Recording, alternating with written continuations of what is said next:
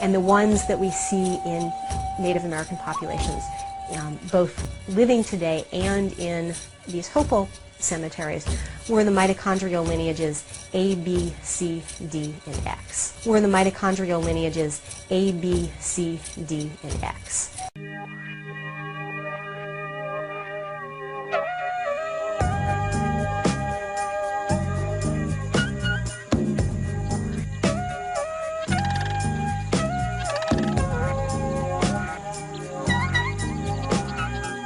We are the Choctaw, the Muskogee Creek, the Seminole,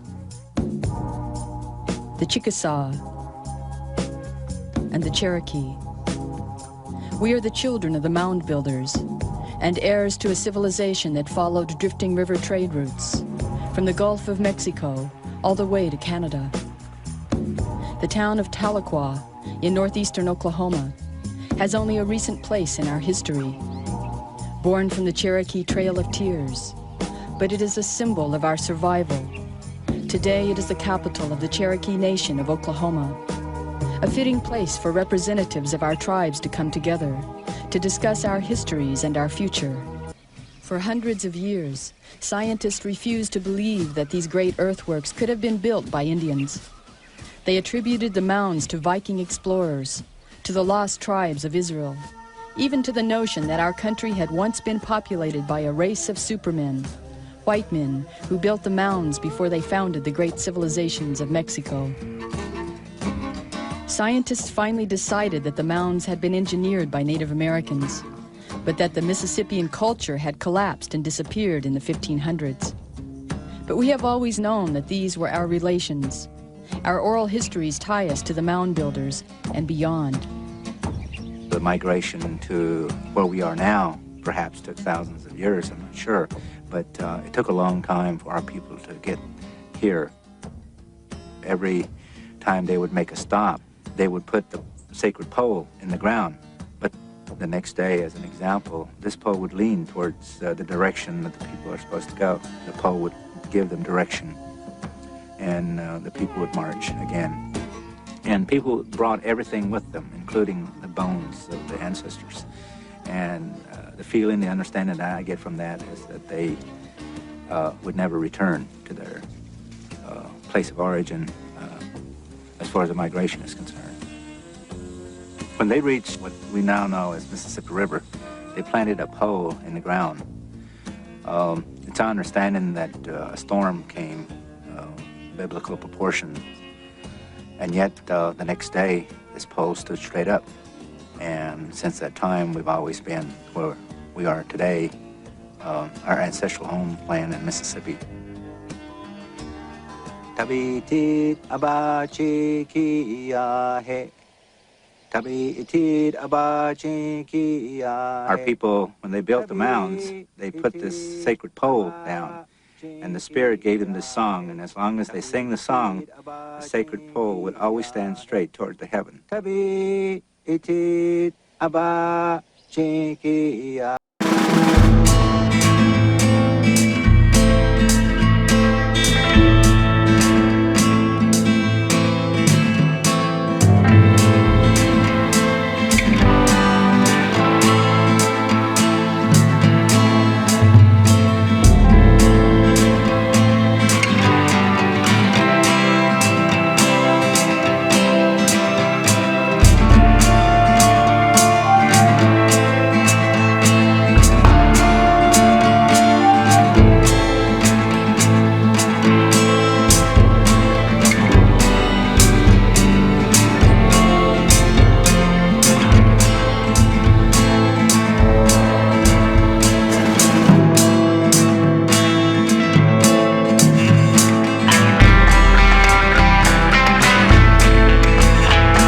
Expanse of land in common with many tribes for hunting and fishing, and this the Europeans never understood. In North Carolina and North Georgia.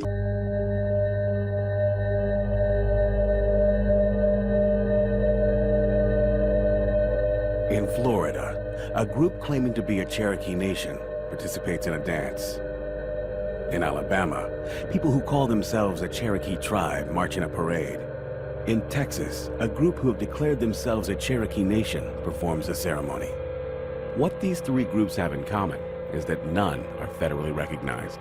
They are fraudulent Cherokee tribes, and they are just a few among many. In the last 30 years, many groups have emerged claiming to be an authentic Cherokee nation, band, or tribe.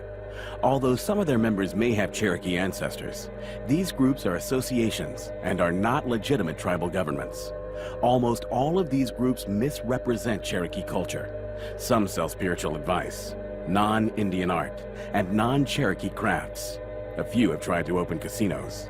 Several groups have interfered with federal and state laws. Their claims of authenticity has led to confusion among the general public. Organizations and schools have been deceived. Government officials do not know if these groups represent real Cherokees. The number of these fake Cherokee tribes has been growing and now has reached over 200. Today, there are only 3 authentic federally recognized Cherokee tribes: the Cherokee Nation, the United Kituwa Band of Cherokee Indians in Oklahoma, and the Eastern Band of Cherokee Indians. For 500 years, the Cherokee people have faced overwhelming adversity, and it has been their tribal governments that fought the battles to retain and secure Cherokee rights and privileges. For many people today, it is becoming unclear who represents and governs Cherokees. Well, a tribe is a governmental entity that has an established, recognized government-to-government relationship with the federal government. Our relationship with the federal government is long, it's continuous, it's historically documented. There's only 3 Cherokee tribes in the United States, 2 in Oklahoma, 1 in North Carolina. That's it. The other tribes that have petitioned over the many years for federal recognition just haven't been able to meet the criteria. Some groups claim to be federally recognized, but they are not, and their evidence is misleading. A form letter from the President of the United States, a mention in the Federal Register, correspondence from a federal agency. A few fake tribes claim authenticity from being recognized by states, but as laid out in the U.S. Constitution, only Congress has the right to recognize tribal governments. States have no standard set of requirements. Some states simply grant recognition by a legislative resolution or a letter from the governor. Membership standards for these fake tribes are often minimal. Many require nothing more than the belief one is Cherokee. Fake tribes imitate authentic Indian tribes. Almost every group uses the title of principal chief or chief as their head. Several groups make up tribal roles that are not part of Cherokee culture. Members very often create Indian names for themselves. The majority of these names have no connection to Cherokee tradition. At times, the names are romanticized and stereotypical. Fraudulent tribes often state their intention is to learn and spread traditional Cherokee culture. Here, a chief makes a presentation. He is wearing a war bonnet. Cherokees never wore them. A teepee. Cherokees never lived in them. A man claiming to be a firekeeper in a costume of his own creation. A radical misinterpretation of a booger dance. On their websites, these groups express their versions of Cherokee history and culture. Very few of them represent it accurately. These frauds are harmful in the fact that they distort our history, they distort our culture, they misrepresent who we are by putting on these particular shows of trying to be Indian. I'm proud to be a Cherokee, and I was raised Cherokee, and for them to misidentify themselves by mocking my ancestors is just wrong, and it's heartbreaking. Many of these fraudulent groups use deceptive practices to take advantage of the rights and privileges reserved for real tribal governments. One group sold counterfeited automobile license plates. Another group, claiming sovereignty, deceived a local sheriff with a fake court order and took custody of a child. The case was exposed, and the child was returned to its parents. Several have tried to open illegal casinos. Another fraudulent tribe sold tribal memberships to illegal immigrants. They sold 10,000 membership cards for anywhere from $50 to $1,400. One fake tribe illegally channeled money from a government grant to schools for each student enrolled in their fake tribe. They charged $120 for memberships, and no proof of Indian ancestry was required.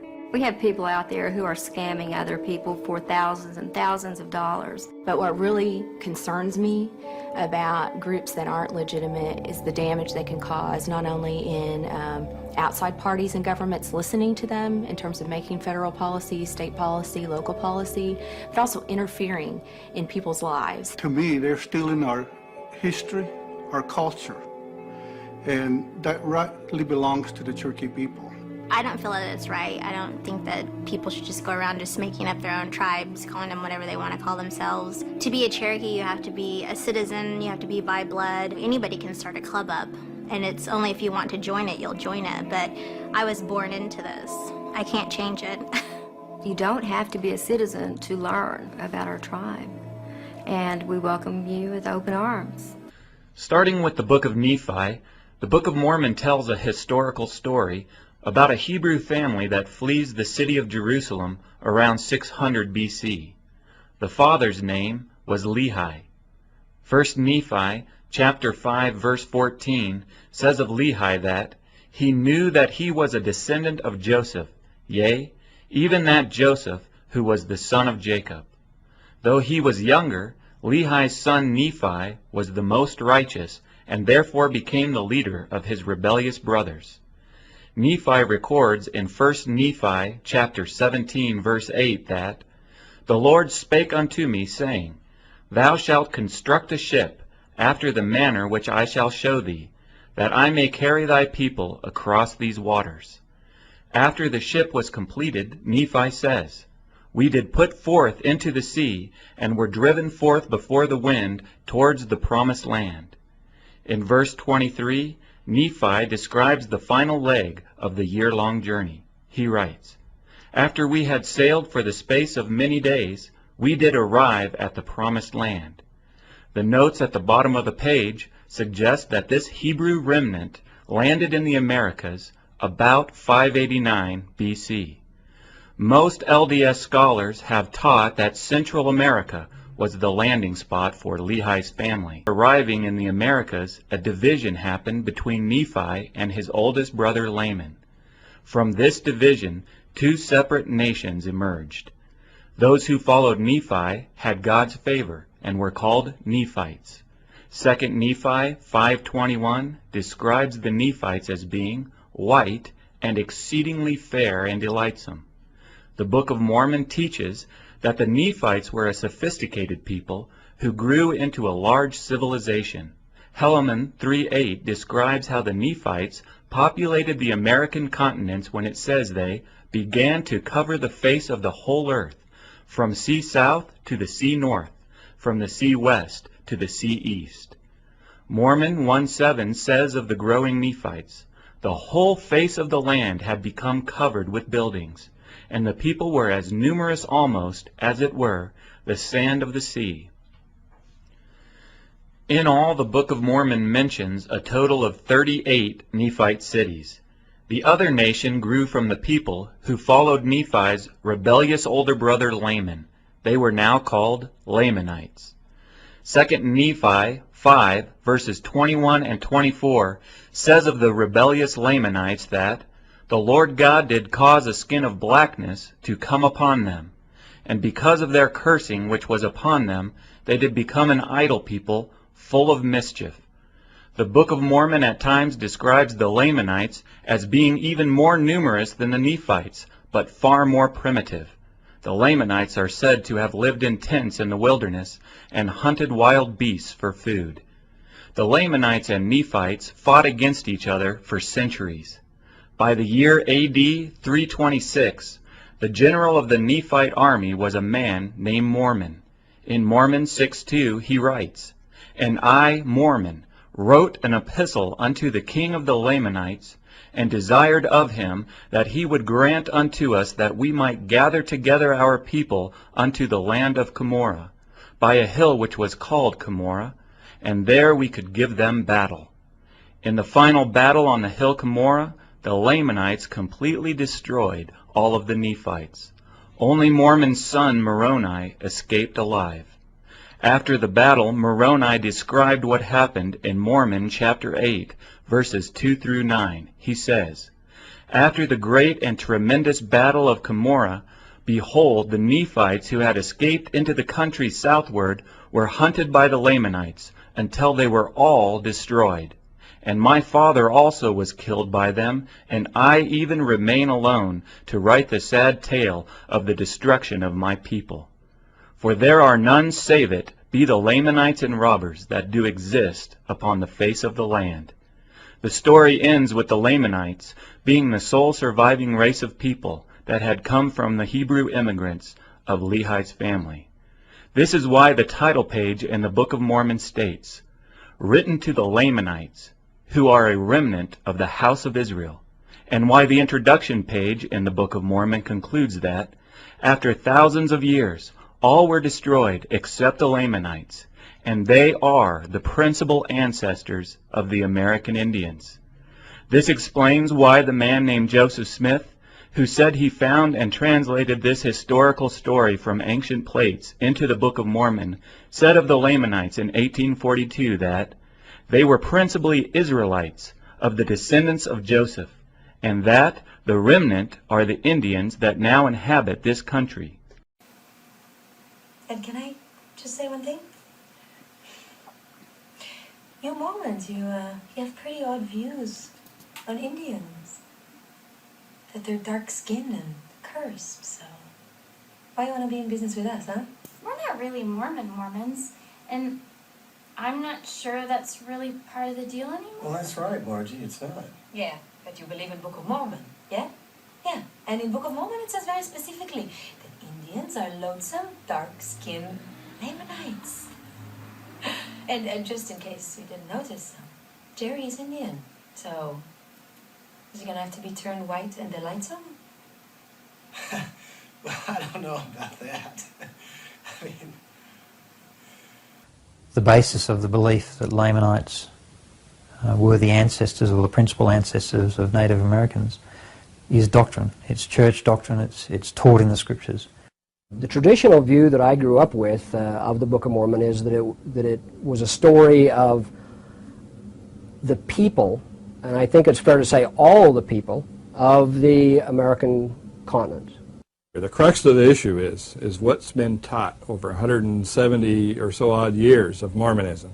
And that, what has been taught, and it's very clear if we go back and look at the records of what's been taught, is that the Book of Mormon is a literal, factual history of the people that were on this continent and their visitation by Christ and so forth.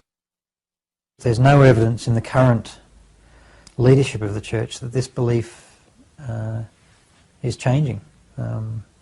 Even a couple of years ago we had the first presidency dedicating temples in South and Central America and informing the local Native Americans that they're descended from Lehi.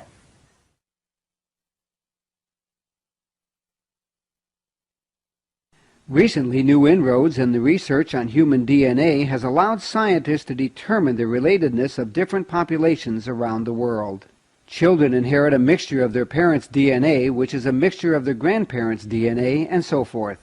With each subsequent generation, that DNA becomes increasingly mixed and blended with DNA from other ancestors. However, smaller, isolated amounts of DNA exist in the cells of both fathers and mothers that do not mix when passed to their children. The father's Y chromosome DNA remains intact as it is passed down to his son, and to his son's son, and so on through multiple generations. In the same way, the mother's mitochondrial DNA also remains intact as it is passed down to both her sons and daughters, from one generation to the next. Scientists are then able to trace these intact DNA markers back through hundreds of generations to determine ancestry. When the Y chromosomes or mitochondrial DNA are tested in hundreds or even thousands of individuals from two different populations of people, the results can be compared to see how similar or dissimilar these intact DNA markers are between people groups. Dr. David Glenn Smith has spent more than 30 years studying Native American genes. He has dozens of publications to his name. His lab at the University of California, Davis, is one of the country's leading test labs of Native American DNA. If you look at genes in Native Americans, they came from their ancestors. They had to come from their ancestral populations, and those ancestors lived somewhere. You can look for those genes in Jewish populations, but you don't find them. If you look at genes that are most commonly found in Native American populations, and those that are most commonly found in Jewish populations, they don't coincide at all. DNA consists of two intertwining strands, which are basically joined-up chemicals called nucleotides. When DNA copies itself, the copies aren't always perfect, so sometimes the wrong nucleotide will be put in place, in this case adenine instead of cytosine. If that isn't corrected, the pairing nucleotide will also be wrong, so you've got yourself a mutation, a marker. If the marker is on mitochondrial DNA, that marker will be passed down through every female descendant without alteration. If it's on Y chromosome DNA, it'll be passed down through every male descendant without alteration. So if we find a marker in people today, we can trace it back through thousands of generations to find out when and where it started. Now imagine if all these people were migrating. This group stays put, this group moves north, and in this group, headed east, a baby boy is born with a unique marker on his Y chromosome. The baby grows up and has male children who also carry the same marker. As the group continues its migration, some tribes settle and others keep moving eastwards.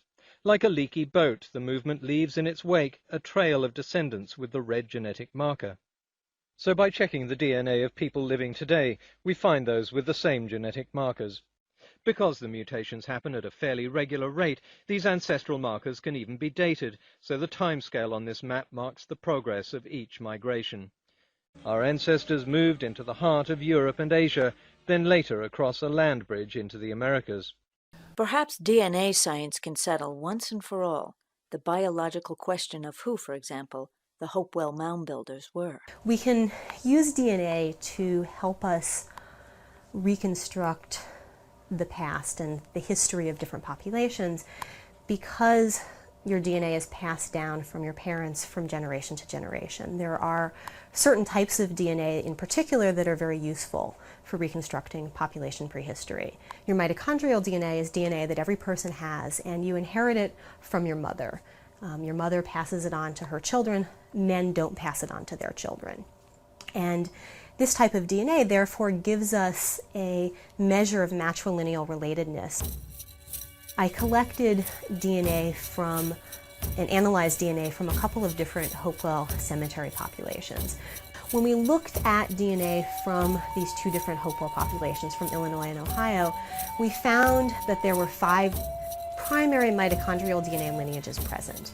These lineages have become designated by letter names in the scientific world, and the ones that we see in Native American populations, both living today and in these Hopewell cemeteries, were the mitochondrial lineages A, B, C, D, and X. And these 5 lineages are ones that are common today in Native Americans, and they were the ones that were present in these ancient Hopewell communities. When we look at the distribution of haplogroup X in the Americas, we see that it's present in about 3% of all Native Americans, but it's more common in some populations. In particular, peoples who live in the upper Great Plains exhibit much higher frequencies of haplogroup X, sometimes up to 25 or 30 or even 50% in some samples that have been studied. This research, the genetic research that we've done, really conclusively proves that the same mitochondrial lineages are present in ancient Hopewell burial populations as we see in contemporary Native American populations. And that very clearly establishes the relationship between these contemporary Native American populations and the ancient Hopewell. DNA science apparently settles the biological questions of who these ancient, advanced Hopewell mound builders were.